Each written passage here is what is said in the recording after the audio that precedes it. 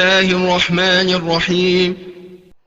السلام عليكم ورحمة الله وبركاته.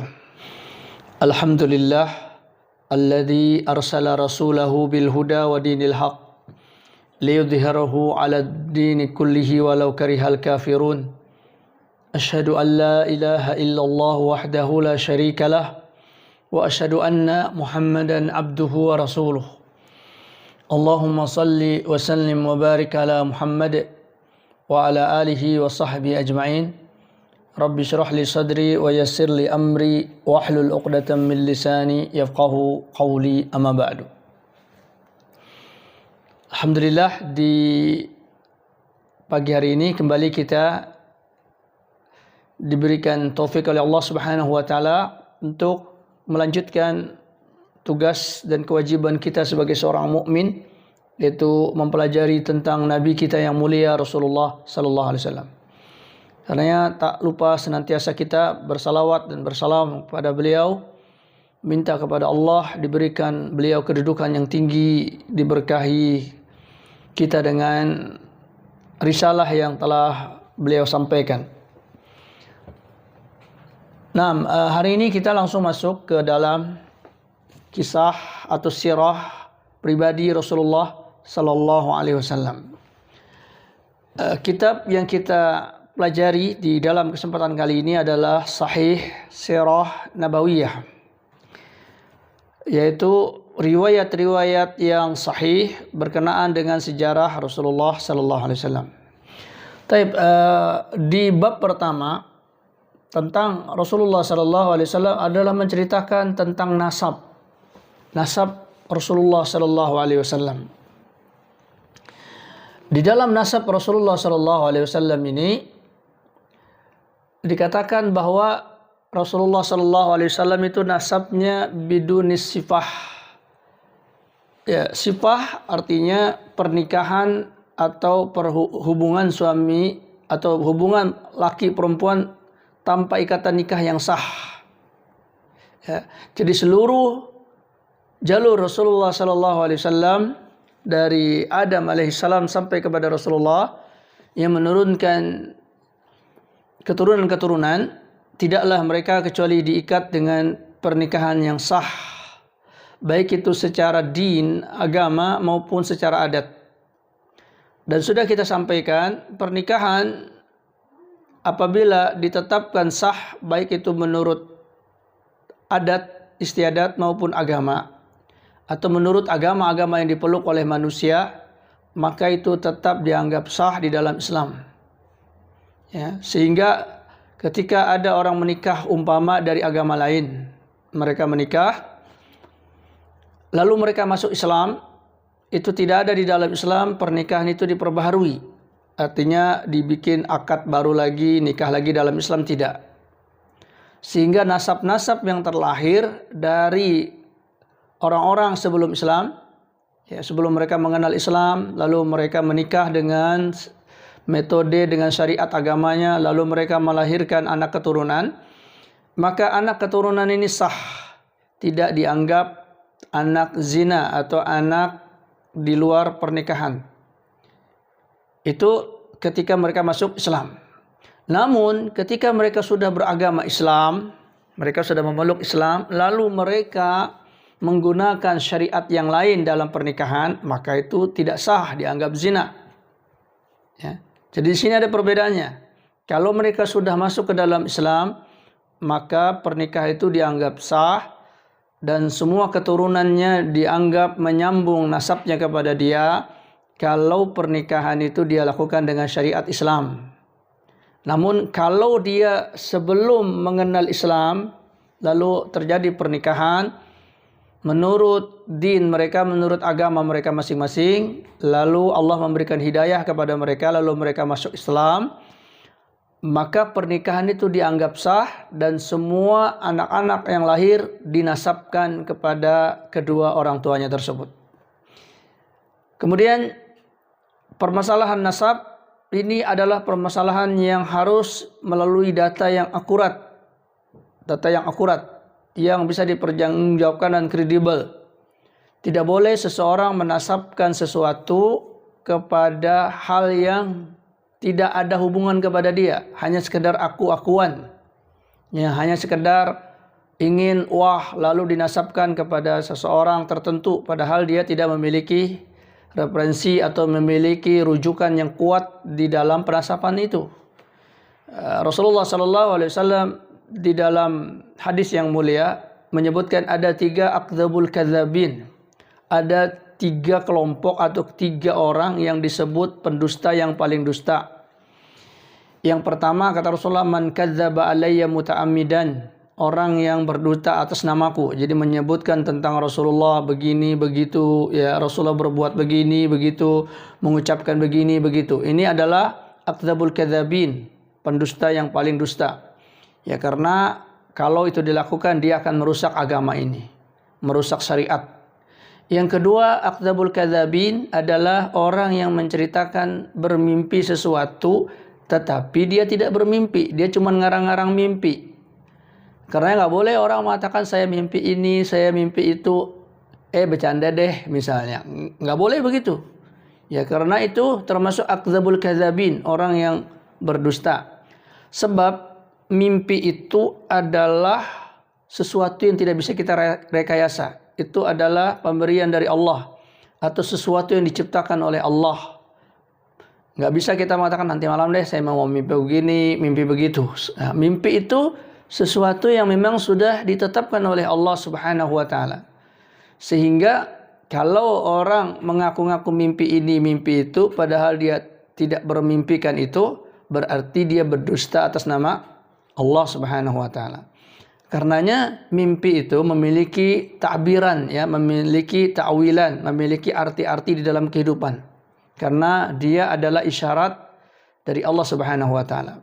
Rasulullah SAW menyebutkan tentang perihal mimpi itu adalah salah satu min alamatin nubuwah, ya. Salah satu dari tanda-tanda kenabian itu adalah mimpi.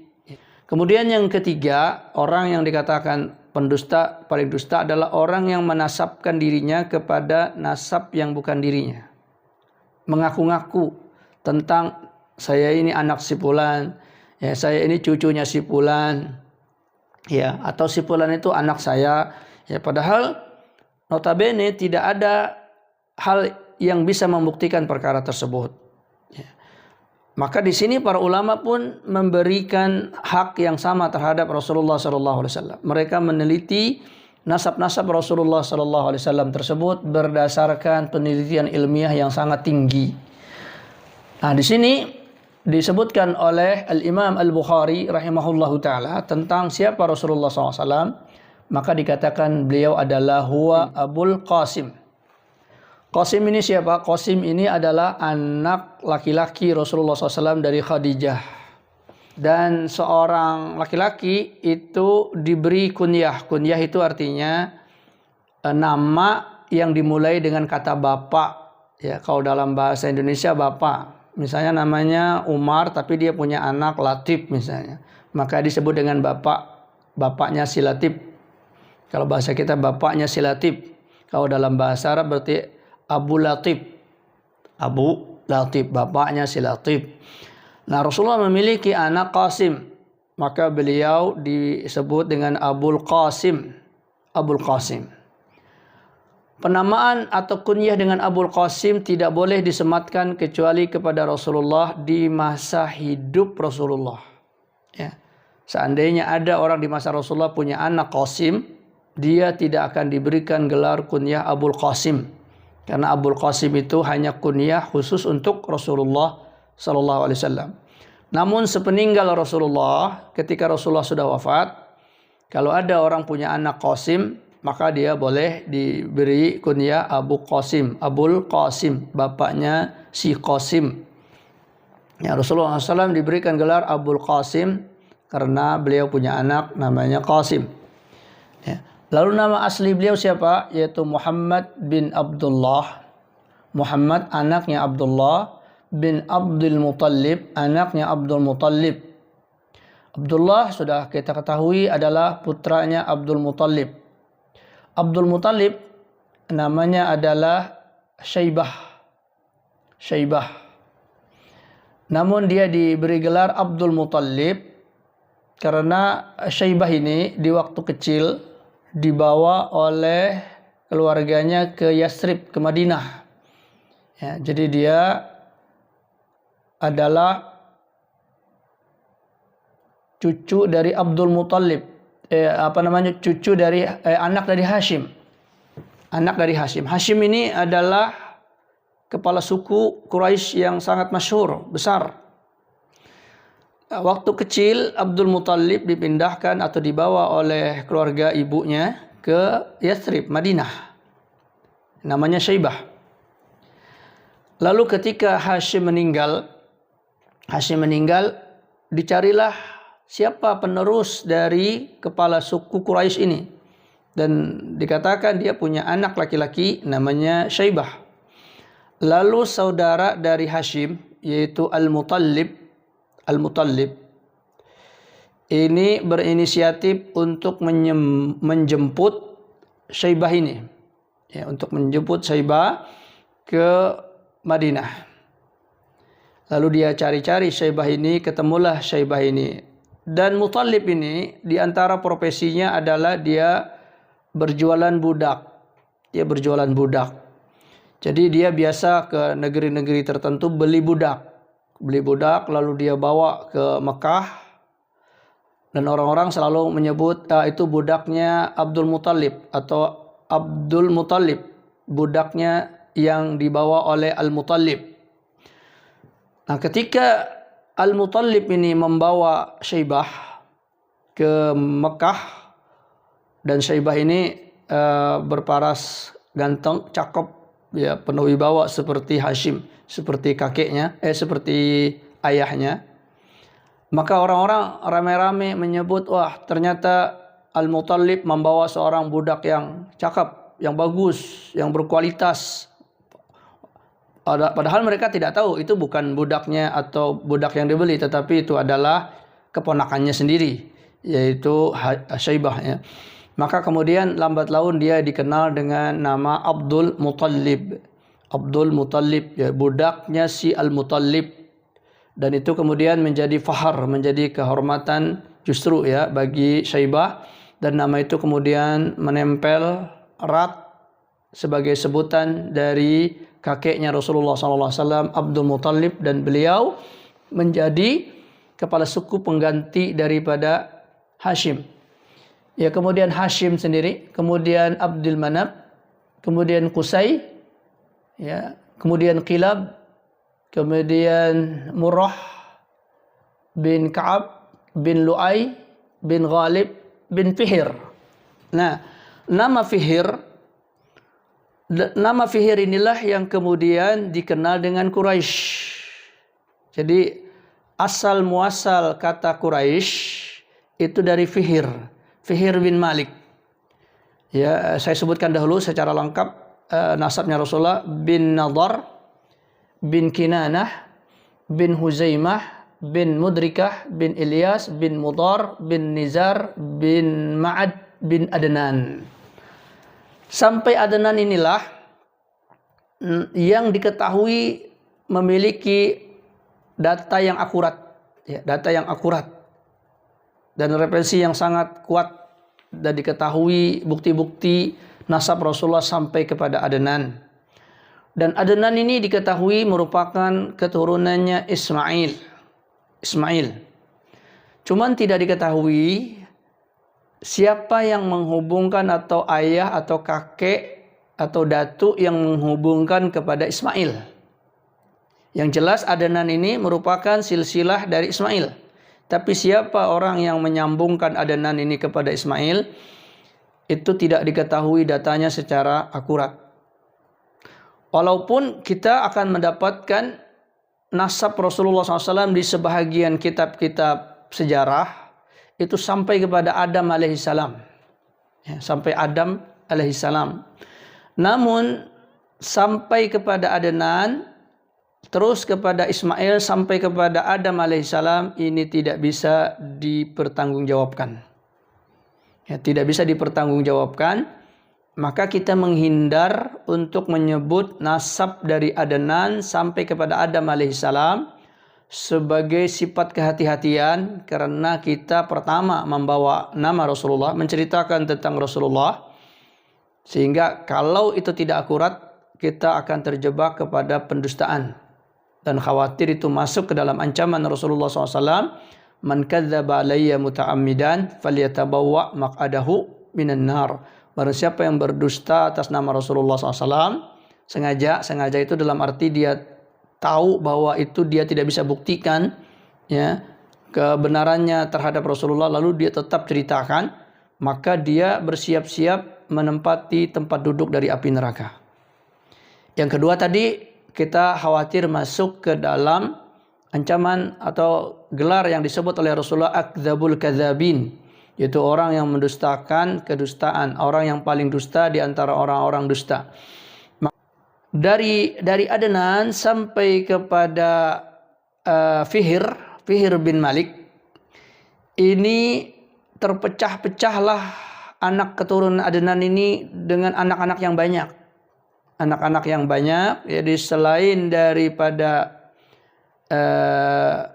Ma'ad bin Adnan, ada nama-nama lain yang melahirkan suku-suku Arab, dan mereka saling bertempur untuk mencari posisi suku, ya, mencari posisi suku, dan tidak pernah selesai ya klaim itu sampai kepada Fihr bin Malik. Fihr bin Malik inilah yang kemudian mampu menjembatani keturunan-keturunan dari Adnan. Dia menyatukan mereka ya, sehingga kemudian bersatulah keturunan Adnan ini di Fihr bin Malik. Lalu Fihr bin Malik ini diberi gelar Quraisy. Quraisy maknanya ya qarasya yakrusu, maknanya jama'a yajma'u, orang yang mengumpulkan, orang yang menyatukan. Maka Fihr bin Malik inilah diberi gelar Quraisy. Jadi kalau ditanya siapa itu Quraisy, Quraisy itu adalah Fihr bin Malik. Maka dikenallah kemudian keturunan dari Fihr bin Malik sebagai suku Quraisy. Sebagai suku Quraisy, dan ini penghormatan kepada Fihr bin Malik bin Lu'ay bin Ka'ab bin Murrah bin Kilab bin Qusay bin Abdul Manab. Ya. Nah, kemudian di masa Kilab bin Murrah terjadi pengalihan suku, ya. Jadi berhasil diambil alih kedudukan Mekkah itu oleh keturunan Adnan yang lain.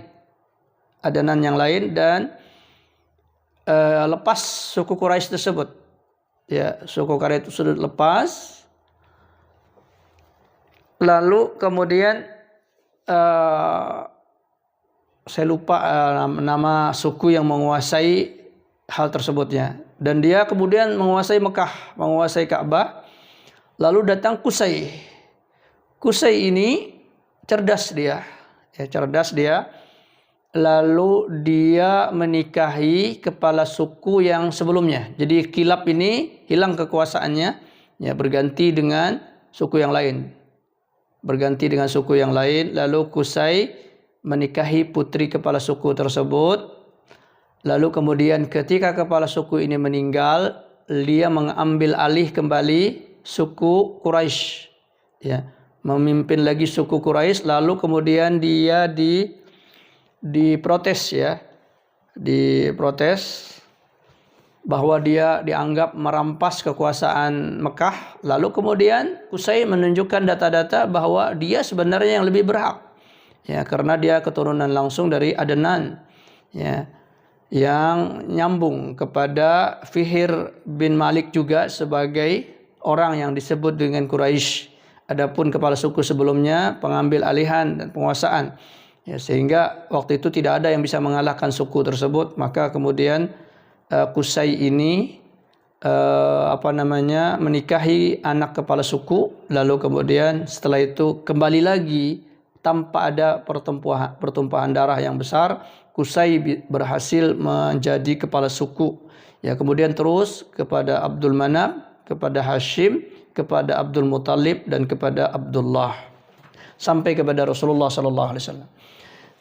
Nah, kemudian berkaitan dengan Abdullah, beliau salah satu di antara anaknya Abdul Muthalib yang 10. Ya. Jadi Rasulullah SAW itu memiliki paman laki-laki 9 orang. Selain bapak beliau Abdullah, ya. Lalu dia punya paman 9 orang. Dari 9 itu yang masuk Islam cuma 2. Yang lainnya tidak mengikuti Rasulullah SAW. Yang 2 itu pertama Hamzah bin Abdul Muthalib. Yang kedua adalah Abbas bin Abdul Muthalib. Jadi Abbas bin Abdul Muthalib paman Rasulullah. Abbas ini sepadan atau seusia dengan Rasulullah SAW.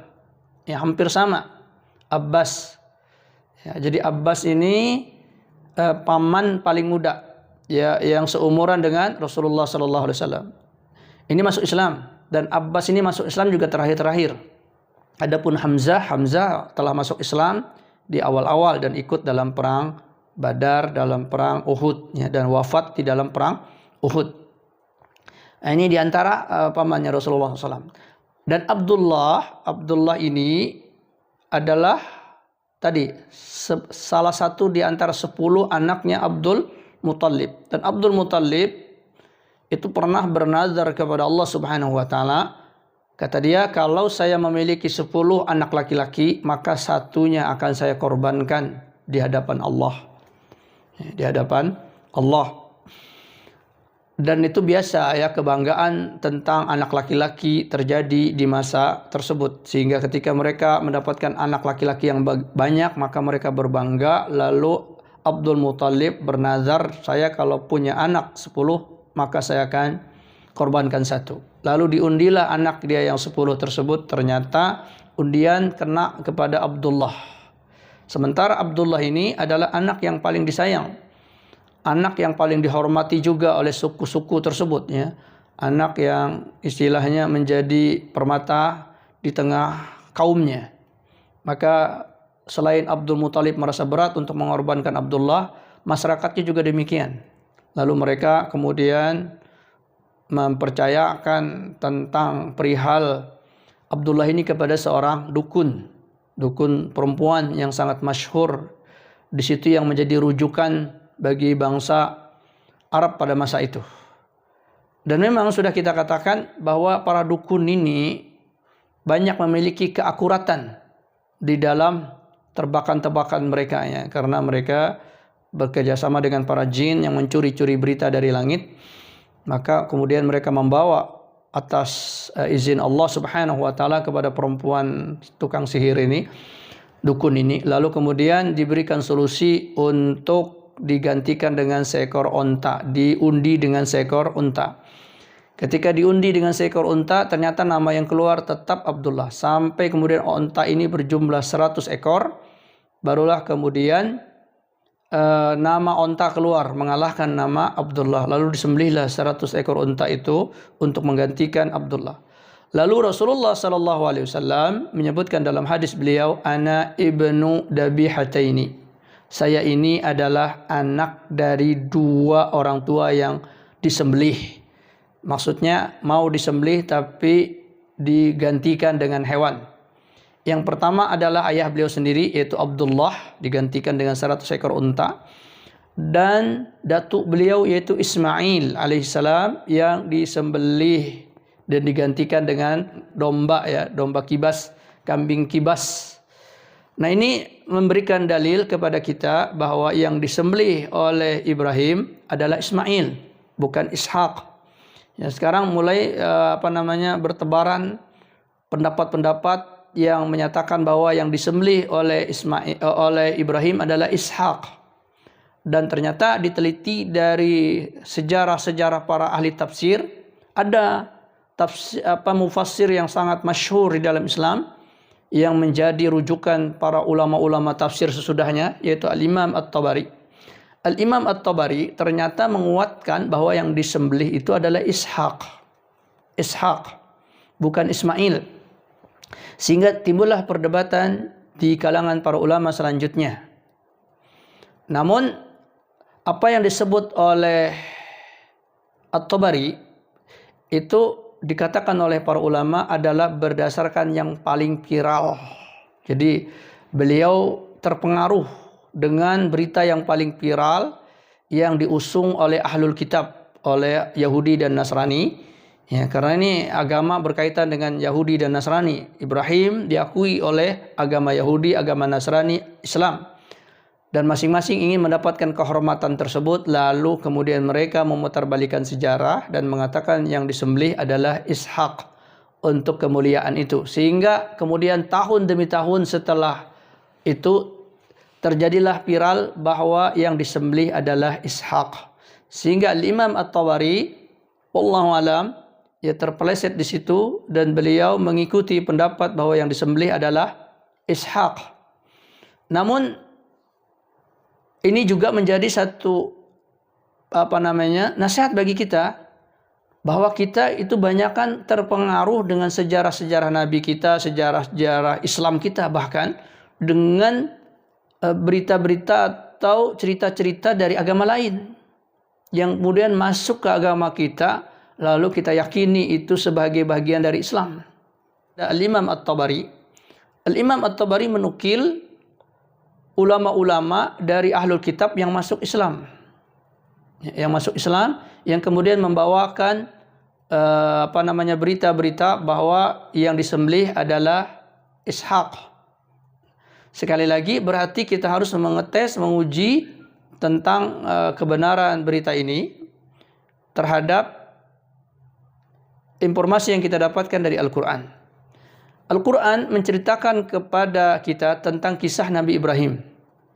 Nabi Ibrahim itu diberikan wabasyarnahu bi Ishaqa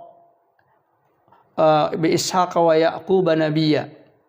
Ya, dan kami berikan kabar gembira kepada Ibrahim dengan Nabi Ishak, kemudian nanti akan menurunkan Yakub dan dua-duanya menjadi nabi. Dua-duanya menjadi nabi. Nah, ini dikatakan oleh para ulama memberikan pengertian bahwa Ishak itu tidak mungkin meninggal kecuali sudah dewasa dan melahirkan anak. Anaknya Yakub. Dan itu diberikan kabar gembira kepada Ibrahim sebelum Ishak ada. Yang disebut kabar gembira itu artinya kabar tentang sesuatu yang mengembirakan di kemudian hari. Ya, yaitu diberikan anak Ishak dan kemudian dapat keturunan Yakub. Dan itu diberikan kabar gembira ya ketika Sarah sudah masuk kepada umur menopause, sudah tua. Ya, sekitar umur 80 tahunan. 80 tahun Sarah itu tidak punya anak. Maka diberikan kabar gembira tentang Ishak yang kemudian nanti juga menurunkan Yakub. Oh, berarti Ishak ini akan tumbuh sampai dewasa dan tidak akan mungkin mati disembelih. Ya. Kalau seandainya Allah memerintahkan Nabi Ibrahim menyembelih Ishak, maka Ibrahim akan tenang. Kenapa? Karena mesti itu cuma ujian dari Allah, sebab Ishak ini akan tua, nantinya punya anak namanya Yakub. Sehingga hal itu bukan sebuah ujian yang begitu berat. Ya. Ini disebut oleh para ulama. Kemudian yang kedua, Allah memberikan isyarat halus tentang perbedaan antara Ishak dengan Ismail dengan sebuah sifat. Ya. Ketika Allah memberikan kabar gembira tentang Ishak, Allah menggunakan kata alim. Wabasyarnahu bi ghulamin alim. Ya, dan kami berikan kabar gembira kepada Ibrahim dengan seorang anak yang alim. Alim artinya berilmu. Ini itu ketika diceritakan beberapa malaikat datang ke rumah Nabi Ibrahim. Nabi Ibrahim menyangkanya itu adalah manusia, lalu beliau menyembelih lembu, anak sapi. Beliau sembelih, beliau hidangkan kepada para malaikat itu. Ternyata para malaikat itu tidak makan, tidak menyentuh makanan itu. Maka Nabi Ibrahim ketakutan. Oh, jangan-jangan orang ini, kelompok ini ingin melakukan kejahatan di rumah beliau. Ya. Lalu kemudian tamu ini menjelaskan hakikat, ternyata mereka adalah malaikat. Lalu malaikat ini sebenarnya tidak diutus kepada Ibrahim, tapi diutus kepada Lut. Kepada Lut untuk menghancurkan kaum Lut. Kaum Lut dikenal dengan nama Al-Mu'tafikat. Ya, Al-Mu'tafikat jamak dari Al-Mu'tafikah. Al-mu'tafikah artinya yang dibolak-balikkan. Al-mu'tafikat dijamakkan karena negeri yang mengikuti pola homoseksual itu banyak. Ada yang mengatakan 5 negeri, ada yang mengatakan 8 negeri. Dan itu menular. Jadi homoseksual itu menular. Karena tidak boleh kita memberikan ruang kepada homoseksual. Dan tidak boleh kita merasa itu sebagai lelucon. Itu bahaya besar. Jadi kalau ada pengamen dengan model-model bencong seperti itu, jangan sampai kita mentertawakannya, merasa lucu, apalagi memberikan bantuan, memberikan pembayaran dengan usaha ngamen dia dengan cara begitu. Karena homoseksual itu menular. Ya, dia menular dari keringat, dari pembawaan, dari sifat yang lambat laun, sulit orang melepaskan diri. Sampai dia meninggal. Ya, karena tidak ada jalan salah satunya kecuali dalam hukum Islam dia dihukum bunuh. Ya, kecuali sedikit di antara mereka yang selamat. Ya, sedikit di antara mereka yang selamat. Karenanya dikatakan semua pelaku homoseksual di masa Nabi Lut itu habis. Kecuali yang selamat anak kedua putrinya Nabi Lut saja. Yang lain mati. Ya, dan semua negeri yang 8 itu dibalikkan oleh Allah Subhanahu wa taala dan mereka dihancurkan dengan batu-batu yang sudah dikasih nama, dikasih tanda ini untuk si fulan, untuk si fulan. Tidak ada yang meleset. Bahkan ada orang-orang yang hari itu tidak ada di negerinya. Dia sedang safar ke tempat yang lain, tiba-tiba ada batu yang menimpanya. Jadi tidak meleset, habis. Nah, sebelum malaikat itu datang kepada Lut, Lut itu adalah keponakannya Ibrahim. Keponakannya Nabi Ibrahim. Malaikat itu datang kepada Ibrahim dan mengatakan, wa basyarnahu bi ghulamin alim, dan kami berikan kabar gembira kepada engkau dengan gulam, anak laki-laki yang alim, berilmu. Ya, karena memang Ishak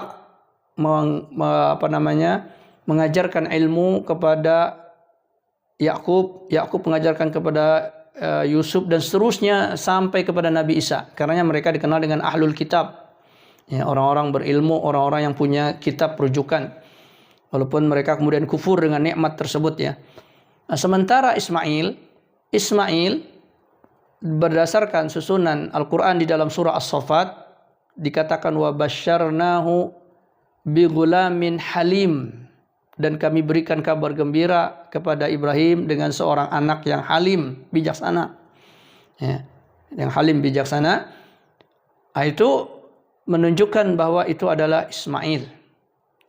Dan Ismail adalah anak pertama dari Ibrahim.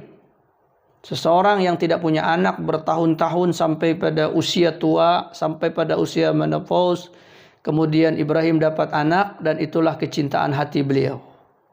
Ya, beda dengan dengan Ishak. Ishak anak kedua, sehingga anak kedua ini sudah ada pendahulunya sehingga rasa punya anak itu sudah mulai terhilangkan ya, karena sudah ada anak pertama, anak kedua biasanya sudah hiburan berikutnya. Tapi anak pertama biasanya paling dimanja, paling disayang. Ya, dan itulah yang kemudian lebih tepat yang dikorbankan adalah Ismail. Ya, maka diberi gelar dengan Halim. Halim artinya bijaksana. Ya, ketika ditawarkan mimpi atau diberitahukan mimpinya ayahnya, maka anak ini dengan kebijaksanaannya bahwa dia tahu ayahnya seorang nabi, seorang berilmu dan itu perintah dari Allah, maka dia mengatakan ya abatif'al ma tu'mar satajiduni insyaallahu minas sabirin dalam surah As-Saffat ya. Ya ayahku, lakukanlah perintah Allah itu yang diperintahkan kepada engkau dan engkau akan mendapatkan aku sabar. Maka itu adalah Ismail. Dan itulah susunan ayat yang memberikan informasi dan juga sebagaimana ucapan Rasulullah ana ibnu dabihataini. Saya adalah anak dari 2 hamba yang disembelih, yaitu Abdullah dan Ismail. Ya, karena Abdullah adalah keturunan Ismail. Dan antara Ismail sampai kepada Rasulullah tidak ada nabi. Tidak ada nabi, tidak ada rasul yang kita dapatkan informasinya. Dan tidak disebut di dalam Al-Quran. Mungkin ada nabi, ada rasul, tapi tidak disebut namanya di Al-Quran. Ada nabi dari kalangan Arab, tapi itu datang sebelum Ismail, yaitu Hud, Nabi Hud. Ini nabi dari kalangan Arab, yaitu Arab Yaman. Hud. Samud juga dikatakan Arab, ya, tapi dia lebih berdekat pertengahan, yaitu di daerah Syam, laut mati.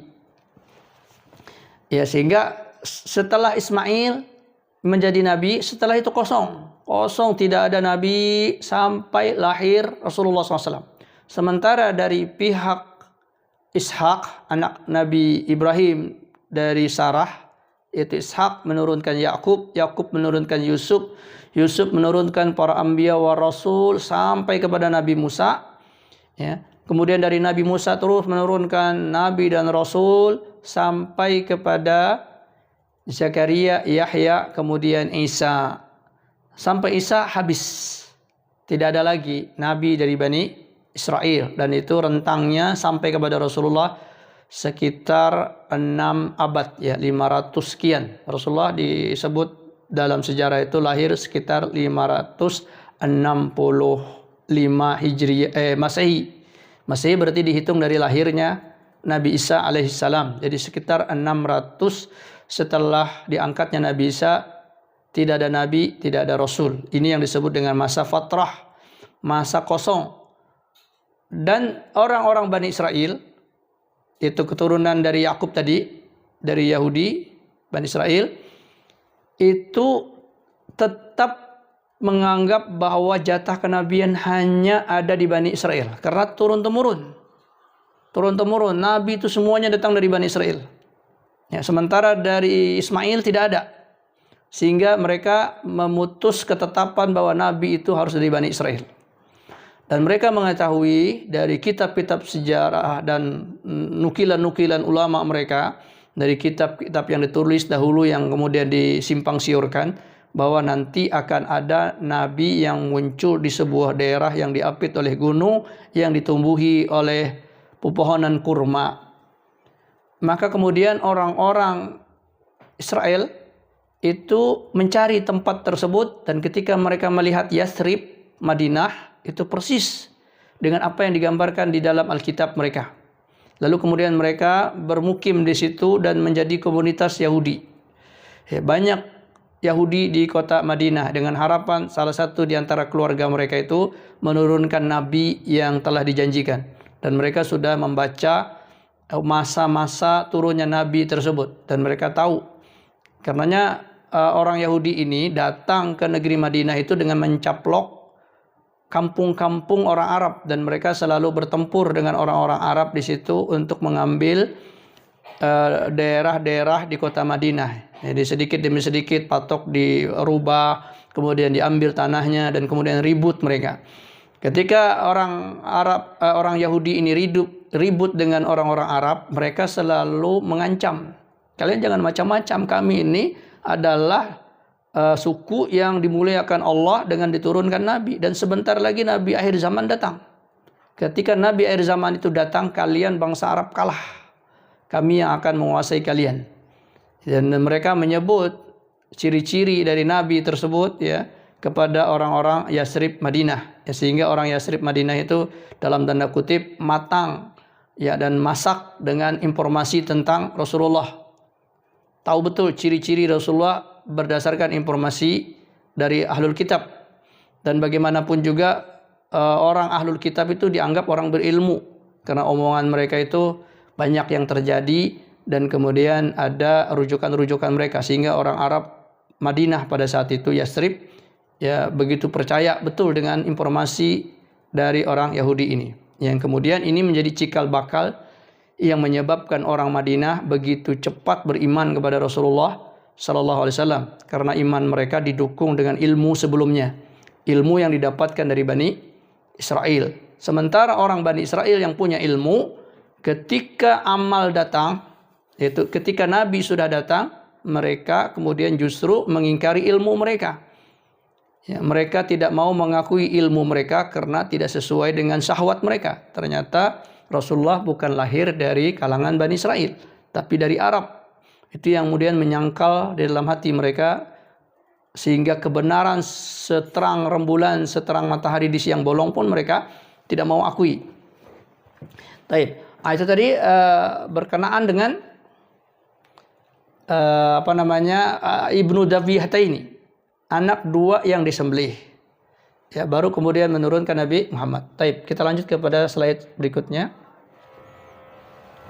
Nah, di sini tentang tadi yang saya sebut, kita harus berpegang teguh kepada metode tentang sejarah Rasulullah ini. Qala al-Baghawi, berkata Imam al-Baghawi. Al-Baghawi seorang ulama, ahli tafsir, ahli sejarah, dan ahli usul. Beliau punya kitab dalam ilmu tafsir namanya Ma'alimut Tanzil. Ma'alimut Tanzil ini sangat luar biasa, kitab tafsir yang banyak juga menukil riwayat-riwayat terdahulu. Ya. Nah, beliau juga punya kitab namanya Syarhus Sunnah. Di dalam kitab Syarhus Sunnah, Al-Baghawi mengatakan, Ba'da dzikrin nasab ila Adnan, setelah Al-Baghawi menyebutkan nasab Rasulullah sampai kepada Adnan, lalu beliau mengatakan wala yasihhun nasabu fauqa Adnan. Tidak sahih nasab setelah Adnan. Bukan berarti terputus ya, ada nasab itu cuman enggak diketahui secara akurat sehingga tidak berani ditetapkan ini. Ya, yang ada cuman katanya anak ini, katanya anak itu. Ya, maka karena ini tidak akurat, beliau tidak menetapkannya. Nah, ini menjadi pelajaran bagi kita. Apabila ada sebuah nasab setelah diteliti tidak memiliki referensi yang kuat, maka tidak boleh diyakini. Tidak boleh diyakini. Ya, kalau itu ada, ya memang ada. Nggak mungkin manusia lahir tanpa ada bapak ibunya. Cuma tidak diketahui siapa bapak ibunya itu. Tidak ada catatan akurat. Makanya Al-Baghawi mengatakan nasab Rasulullah yang sahih, yang kita yakini sampai kepada Adnan. Kemudian juga hal ini dikuatkan oleh Imam Ibnul Qayyim. Imam Ibnul Qayyim ya setelah menyebutkan nasab juga sampai kepada Adnan, berdasarkan penelitian beliau mengatakan ilaha huna, sampai di sini yaitu sampai di Adnan, ma'lumus sihhah, diketahui kebenarannya. Ada berita akurat, ada rujukan-rujukan dan informasi yang akurat bahwa itu adalah keturunan Rasulullah SAW. Muttafaqun alaihi baina nasabin, disepakati oleh para ahli nasab. Ya. Wala khilafal batah, dan tidak ada perselisihan. Jadi semuanya menyatakan Rasulullah itu anaknya Abdullah, anaknya Abdul Muthalib, anaknya Hashim, ya, dan seterusnya. Sampai kepada Adnan itu muttafaq, tidak ada perselisihan. Namun wama fauqa Adnan, apa yang ada setelah Adnan di atasnya, mukhtalafun fihi, diperselisihkan. Ya. Wala khilafa bainahum, namun juga tidak ada selisih silang pendapat di antara ahli nasab, anna Adnana, bahwa Adnan min waladi Ismail, dari keturunan Ismail. Tapi tidak diketahui siapa yang menyambungkan Adnan ini sampai Ismail. Namanya itu siapa? Tapi yang jelas dia memang dari keturunan Ismail. Kemudian juga disebut oleh Ibnu Sa'ad di dalam tabaqahnya. Dia mengatakan al-amru indana al-imsaku amma wara'a Adnan ila Ismail. Yang menjadi keputusan perkara di kalangan para ahli nasab, ahli ilmu, adalah al-imsaku, menahan diri, tidak menyebutkan nama-nama. Amma wara'a Adnan, apa yang setelah Adnan, ila Ismail, sampai Ismail. Ismail jelas anaknya Ibrahim, ya. Ibrahim anaknya Ajar.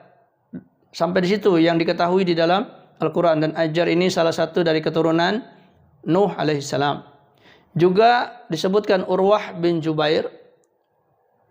Urwah bin Jubair juga mengatakan mama wajadna man ya'rifu ma wara'a Adnan. Kami tidak mendapatkan siapa yang kami kenal.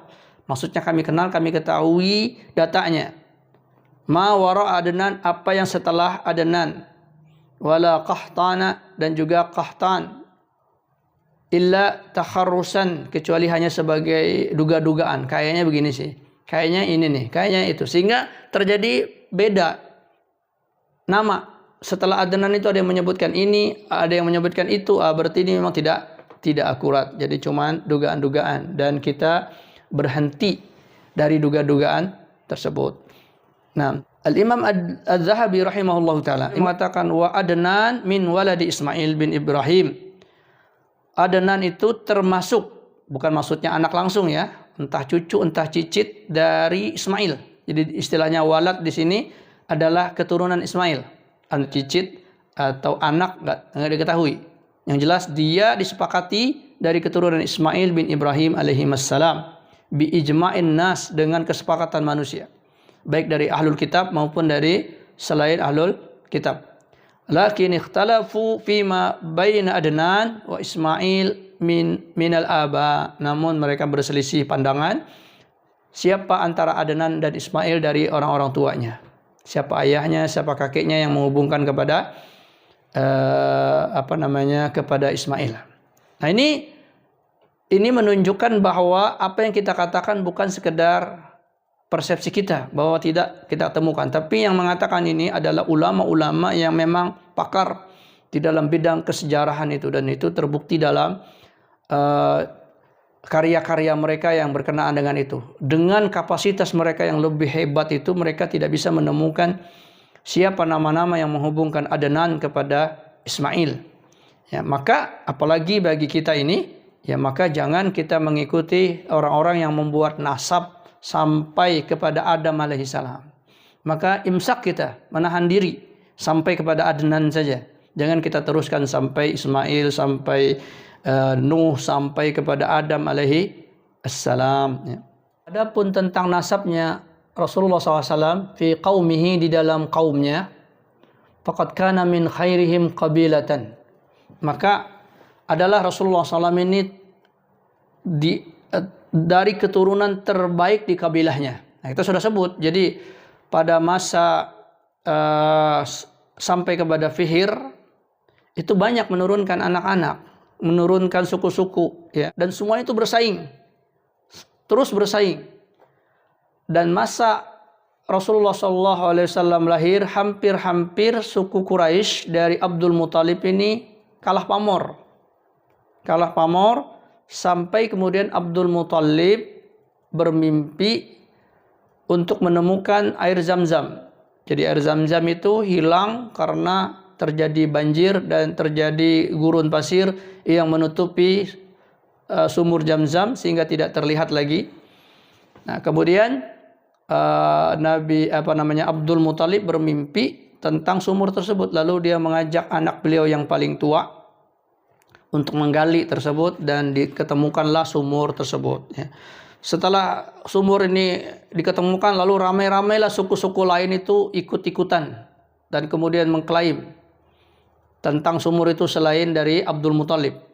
Lalu Abdul Muthalib mengatakan ini hak saya, sumur ini hak saya yang nemukan. Tapi kemudian mereka berselisih, ya, dan kemudian diantara mereka mengatakan kalau begitu kita akan menentukan siapa pemilik hak sumur ini dengan mendatangi dukun lagi. Ya, ada seorang dukun yang masyhur di masa itu yang berada jauh dari kota Mekah, di luar kota yang jauh, ada seorang dukun perempuan juga, ya, yang diketahui kemasyhurannya. Lalu kemudian mereka mengadukan tentang siapa yang berhak untuk mengklaim sumur tersebut. Mereka berjalan siang malam untuk menuju tempat tersebut, dan terjebaklah mereka di sebuah gurun, dan mereka kehabisan air minum, dan mereka hampir mati kehausan,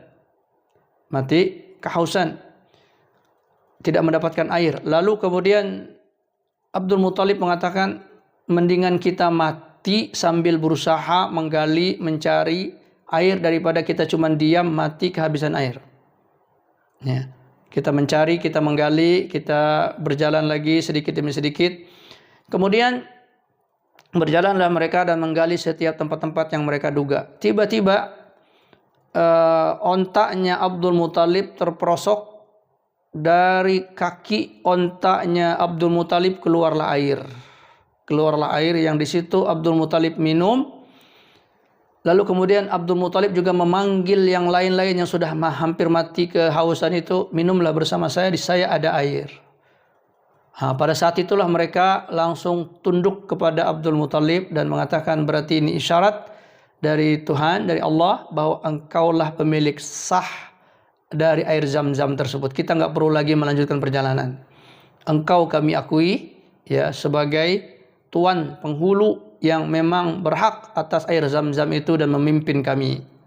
Ya, memimpin kami sehingga kemudian Abdul Muthalib menjadi masyhur dan terus bersaing ya antara suku-suku tersebut, termasuk Abu Jahal ini dari Ammar bin Hisham, dari suku yang sama dengan sukunya Umar ibn al-Khattab, ingin meraih kepemimpinan Arab tersebut, dan mereka berhasil dengan kekayaan mereka, perdagangan mereka, kaya raya. Tapi kemudian ketika anak keturunan dari Abdul Muthalib mengaku menjadi nabi, mereka langsung kepanasan lagi. Ini kalau soal nabi nggak bisa disaingin. Ya. Salah satu caranya adalah menghabisi atau menghilangkan klaim nabi tersebut. Karena mereka tidak menerima Nabi Muhammad SAW.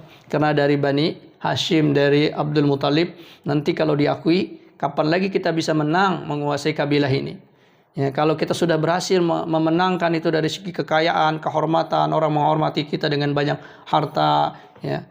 Nah sekarang dia punya peluang lagi ngaku sebagai nabi. Ya, maka kemudian Abu Jahal ini paling getol memerangi Rasulullah SAW karena kehilangan pamor dia yang tadinya disebut dengan Abul Hakam.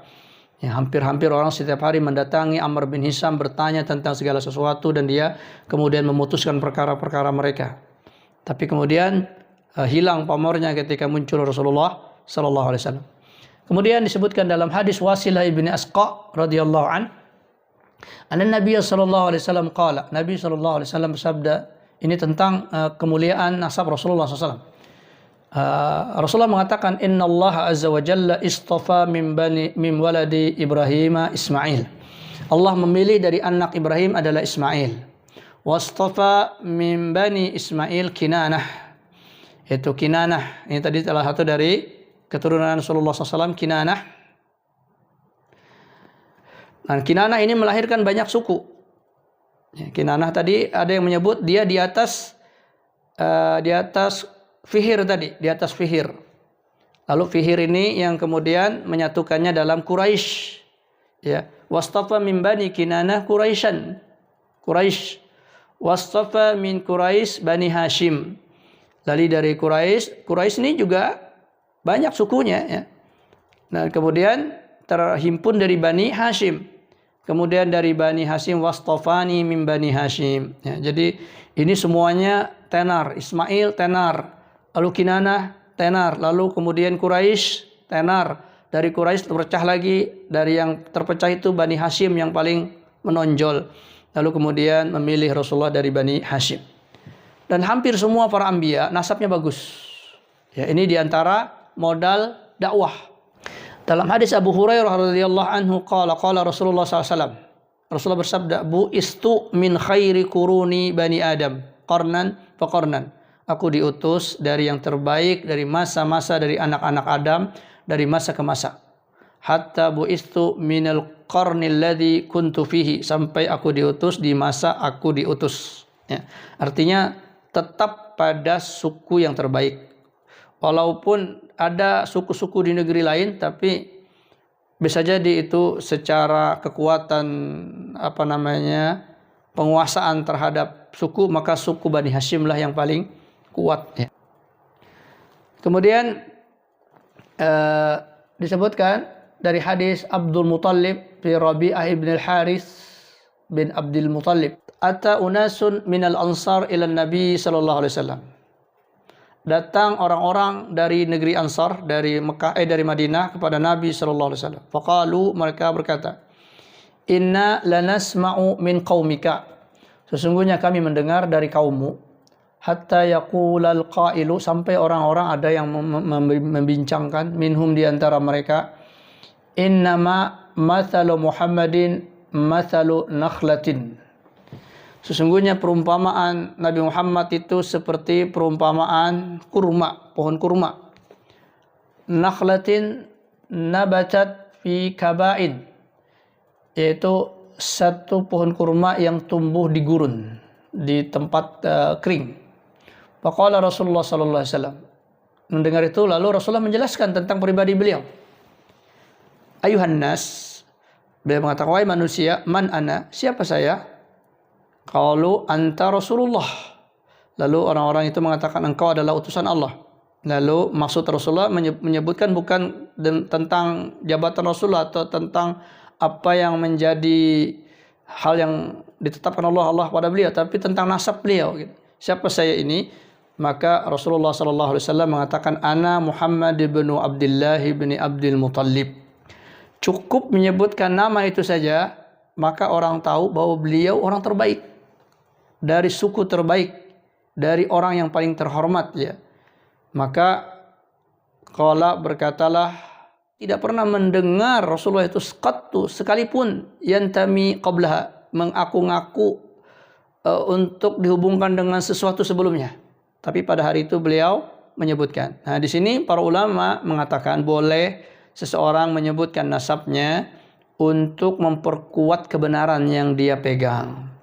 Ya, Rasulullah SAW banyak tidak diakui, ya, tidak didengar, ya, karena beliau seorang Rasul, maka beliau memanfaatkan dari sisi ketenaran beliau, dari sisi topnya kedudukan beliau di kaum tersebut, ya, sehingga itu bisa menjadi sarana dakwah.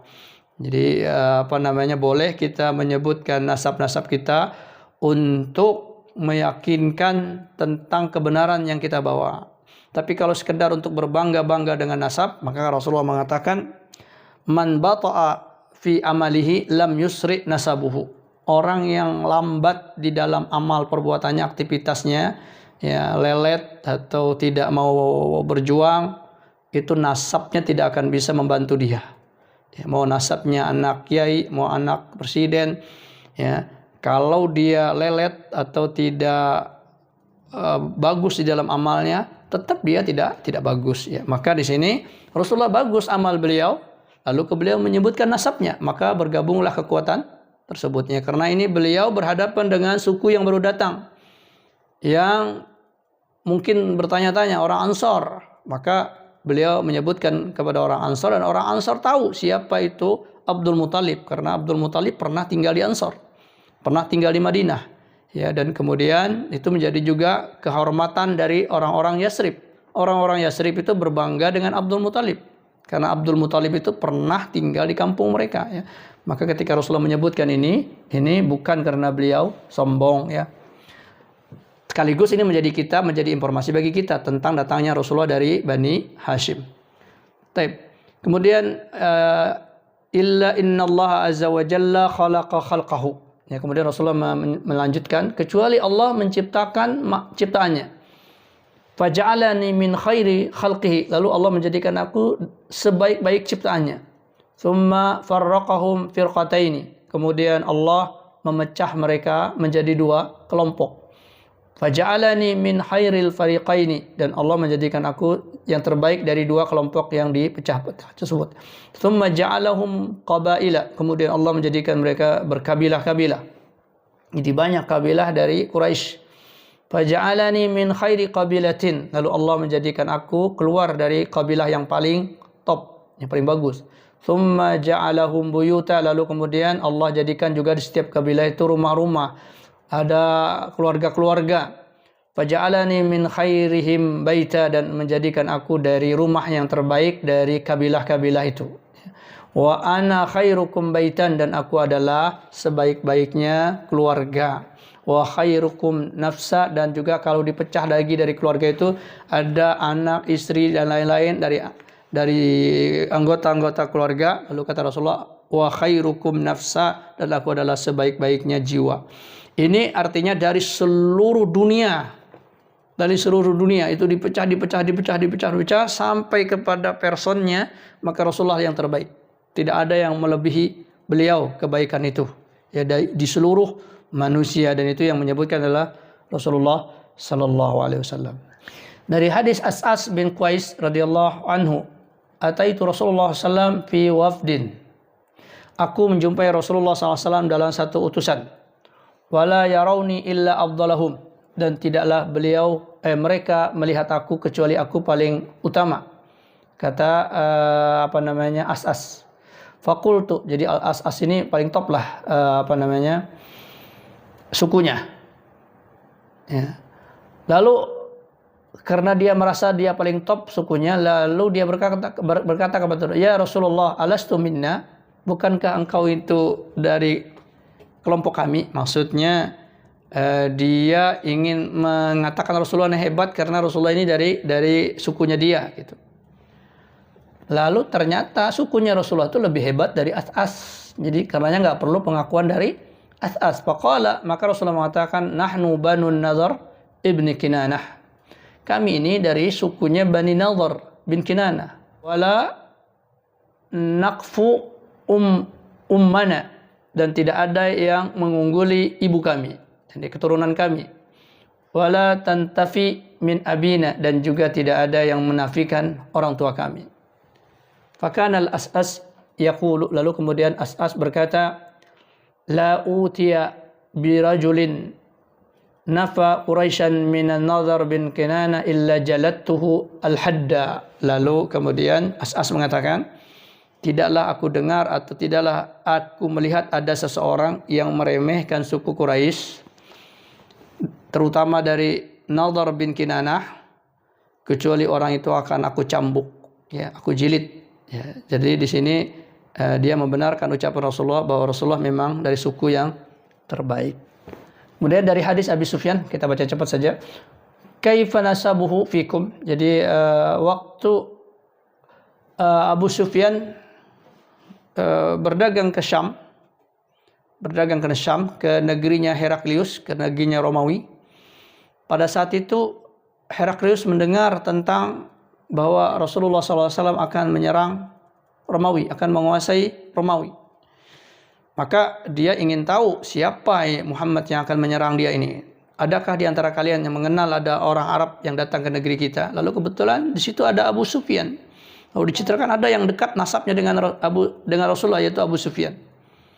Lalu dipanggillah Abu Sufyan ini, lalu ditanya oleh Heraklius, ya, bagaimana nasab orang tersebut, yaitu Nabi Muhammad SAW, di suku kalian? Qultu, maka berkatalah Abu Sufyan, huwa fina dhu nasabin, dia itu di kami memiliki nasab yang paling bagus. Lalu berkata Heraklius, wa nas'aluka an nasabihi fadzakarta annahu fikum dhu nasabin. Lalu engkau ketika kami tanya nasab dia, kamu jawab dia adalah nasab yang terbaik di tempat di nasabnya.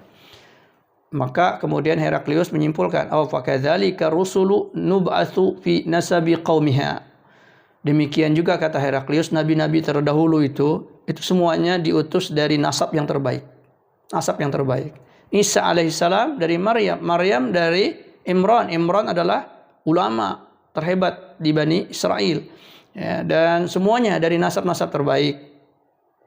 Dari nasab-nasab terbaik. Ini menunjukkan bahwa ketika Rasulullah itu mengatakan dia nabi, benar. Apa di antara dalilnya? Dia dari nasab terbaik dari kaumnya. Ya. Jadi kalau kita zaman sekarang ada orang mengaku jadi nabi, kita tanya, bapakmu siapa? Kalau bapak dia tidak terkenal, nggak mungkin dia nabi. Ya, nggak mungkin dia rasul. Ya, zaman sekarang banyak orang ngaku-ngaku jadi nabi dan rasul. Ya, berdasarkan informasi ini dari hadis Abi Sufyan. Hadis Abi Sufyan ini diceritakan kepada Rasulullah, dan Rasulullah membenarkan ya apa yang diucapkan, yang dikatakan oleh Heraklius ini ya. Berarti dari sini kita ketahui awal dari kita belajar memberikan bukti bahwa betul Rasulullah SAW seorang nabi. Ya, di antara betulnya itu adalah nasab beliau dari awal, dari Adnan itu terbaik. Apalagi kalau diurut ke Ismail, Ismail top. Diurut lagi kepada Ibrahim, Ibrahim top. Ya, jadi semua yang diceritakan dari Adnan sampai kepada Rasulullah ini adalah tokoh-tokoh pemimpin yang paling top. Akhiru kalam, kita tutup dengan doa kafaratul majelis. Subhanakallahumma wa bihamdika asyhadu an la ilaha illa anta astaghfiruka wa atubu ilaik. Assalamualaikum warahmatullahi wabarakatuh.